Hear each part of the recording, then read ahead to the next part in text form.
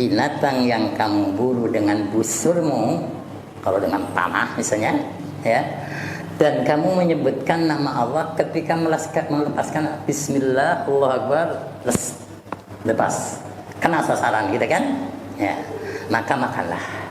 Dan binatang yang diburu oleh anjingmu yang tidak terlatih, ada dua macam, ada anjing yang terlatih, ada yang tidak terlatih, gitu kan. Bedanya apa?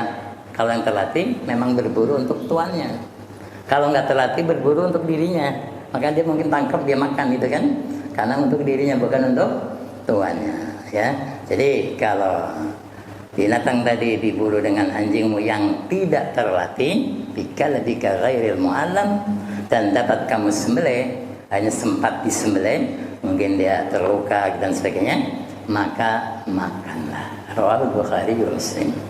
Masyiral muslimin muslimat, barakallahu fikum. Yang ketiga, alat berburu yang dipergunakan. Ini juga diperhatikan. Ya, selain alat yang hanya dipakai untuk melukai saja, jadi enggak asal dia luka, dia berdarah, dia mati, enggak, ya. Harus tajam dan bisa menembus kulit. Kalau tumpul mati enggak boleh. Jadi tajam, jadi menembus ke kulit, keluarlah darah kan gitu. Nah, jika tidak tajam, misalnya tongkat atau batu, lempar dengan batu besar, enggak tajam itu kan, tumpul itu ya. Nah, maka binatang tersebut ya seperti binatang yang tercekik. Jadi bukan seperti yang disembelih gitu ya. Bahkan walaupun pakai alat, katakanlah tonggak atau tombak atau apa, depannya tajam, tapi yang mengenai bagian belakang yang tumpul itu juga tidak boleh, kecuali jika ditemukan masih hidup, kan itu.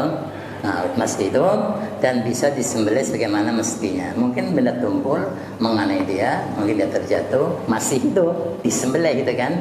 Jadi matinya karena disembelih. Ini berdasarkan sabda Rasulullah SAW. Kapan? Ketika beliau ditanya tentang tanah yang mengenai hewan buruan, ya, bukan dengan ujungnya.